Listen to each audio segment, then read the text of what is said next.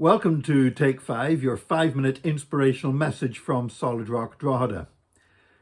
The coast of North Down in Northern Ireland is an area that I know reasonably well. That whole area, I lived in, with our family, we lived in Bangor and also in Conlig for a period of time. My father married my stepmother in Donaghadee, and my granddad Hamilton, was the bread man in Donaghadee for many years, driving around in his Omo bread van, delivering bread to people's doors. Also, I went to school in Newtonards, which is in that same general area. But in Malile, back in the 19th century, there was a young girl grew up there, and her name was Amy Carmichael. And Amy had a calling upon her life, a calling to serve God. And she believed very much in the power of prayer. And she used to share how when she was a young girl, she would pray to have blue eyes because somebody had shared with her some of the verses on prayer.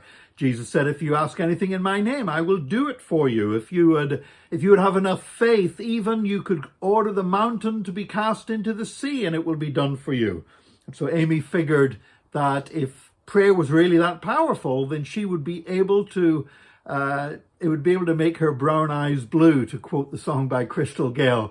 And so Amy Carmichael used to pray every day for God to give her blue eyes rather than brown eyes. Just a childish desire. She wanted that more than anything else. And each day she would rush each morning and look in the mirror to see if her prayer had been answered, and each time was disappointed to see that her eyes were still brown. Amy, when she grew up, had the calling of God on her life grew and intensified, and she became a missionary to India. She had a wonderful pioneering ministry in India, helping children that were being sold into prostitution, not just any kind of prostitution, but what was called temple prostitution, which was in some versions of the Hindu religion, that they would actually have young girls forced to become prostitutes in the temple as part of the worship to the false gods. It's actually something that still exists in parts of India.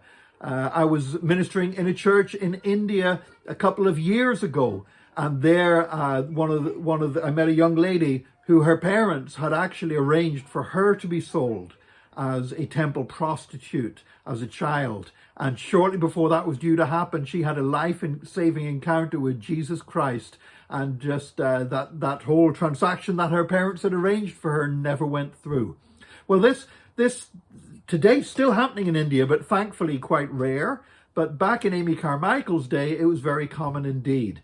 And Amy had a great role in basically challenging this and rescuing children, something that often exposed her to physical danger, and the risks were considerable, and she would often have to hide herself to blend in more with the general population. She would actually take coffee and use coffee to darken her skin so that she could pass dressed in Indian clothes. She could pass as somebody who was an Indian, not to be immediately recognized as the European woman who was trying to save these children, which would have endangered her life.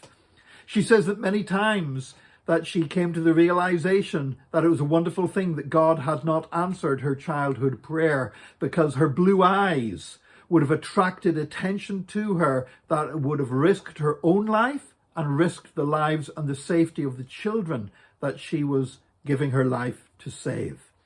Thank God for pioneer missionaries like Amy Carmichael. And thank God that God didn't answer the prayer in the way that she wanted, that she didn't look into the mirror one day and see blue eyes looking back at her, because God had given her the brown eyes that she would need to fulfill her God-given task.